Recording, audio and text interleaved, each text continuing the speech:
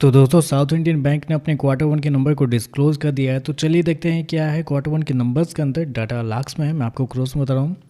तो देखिए पिछले क्वार्टर की बात करते हैं तो पिछले क्वार्टर में कंपनी 2,945 करोड़ का टोटल इनकम जनरेट की थी। पिछले साल 2,736 करोड़ के आसपास, जबकि अभी देखें तो 2,984 करोड़ आपको जाता हुआ देखने को मिला। तो कंपनी का टोटल इनकम देखें तो आपको साल दर साल क्वार्टर क्वार्टर बढ़ता हुआ देखने को मिल रहा है।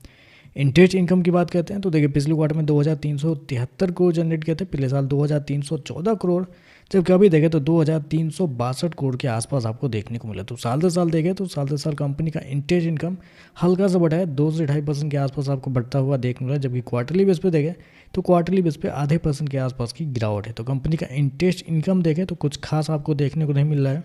और ऐसे में कंपनी के नेट इंटरेस्ट इनकम की बात करते हैं तो देखिए पिछले साल कंपनी का नेट इंटरेस्ट इनकम 866 करोड़ के आसपास था। पिछले क्वार्टर की बात करते हैं तो पिछले क्वार्टर में 833 करोड़ के आसपास, पिछले क्वार्टर में देखते हैं तो 868 करोड़ के आसपास, जबकि अभी देखें तो 833 करोड़ आपको जाता हुआ देखने को मिला। तो कंपनी का इंटरेस्ट इनकम देखें, नेट इंटरेस्ट इनकम, तो आपको साल से साल क्वार्टर क्वार्टर गिरता हुआ देखने को मिल रहा है।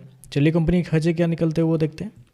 तो देखिए पिछले क्वार्टर में 2,262 करोड़ खर्च किए थे, पिछले साल 2,228 करोड़, जबकि अभी देखें तो कंपनी खर्चे 2,312 करोड़ आपको जाता हुआ देखने को मिला। तो खर्चे भी देखें तो खर्चे भी कंपनी के ठीक है, कंट्रोल में देखने को मिल रहे हैं।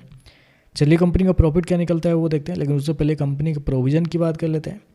तो देखिए पिछले क्वार्टर में कंपनी 224 करोड़ रुपए गंवाए थे प्रोविजन के रूप में। पिछले साल 112 करोड़ के आसपास, जबकि अभी देखें तो लगभग 240 करोड़ के आसपास आपको देखने को मिले। तो प्रोविजन देखें तो आपको साल दर साल डबल होता हुआ देखने को मिल रहा है।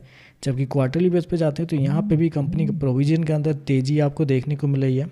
तो कंपनी के नेट इंटरेस्ट इनकम भी कुछ खास देखने को नहीं मिल रहे हैं, गिरावट है। कंपनी के प्रोविजन भी देखें तो आपको बढ़ते हुए देखने को मिल रहे हैं, तो थोड़े से कमजोर नतीजे की ओर देखने को मिल रहा है। प्रॉफिट की बात करते हैं तो देखिए पिछले क्वार्टर में 342 करोड़ का प्रॉफिट था, पिछले साल 294 करोड़ के आसपास, जबकि अभी देखें तो 321 करोड़, माफ़ कीजिएगा, 321 करोड़ आपको जाता हुआ देखने को मिला। तो कंपनी का प्रॉफिट देखें तो कंपनी का प्रॉफिट के अंदर साल दर साल तेज़ी आपको देखने को मिल रही है, लगभग 10% के आसपास की तेज़ी देखने को मिल रही है। लेकिन वहीं अगर क्वार्टरली बेस पे जाते हैं तो क्वार्टरली बेस पे कंपनी का प्रॉफिट आपको गिरता हुआ देखने को मिला, 6% के आसपास की गिरावट आपको देखने को मिल रही है।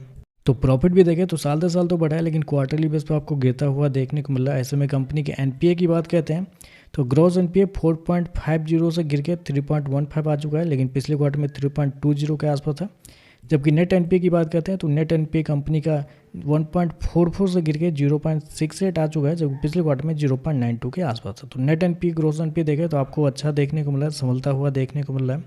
और कंपनी के मार्जिन की अगर बात करते हैं तो देखिए पिछले क्वार्टर में 23% के आसपास था, पिछले साल 18.5%, अभी देखें तो 22% के आसपास देखने को मिला है। तो क्वार्टरली बेस पे गिरा है, लेकिन साल दर साल आपको ऑपरेटिंग मार्जिन बढ़ता हुआ देखने को मिला। और नेट प्रॉफिट मार्जिन देखें तो 10.75 से 10.79 आपको देखने को मिला, जबकि पिछले क्वार्टर में 11.62 के आसपास था।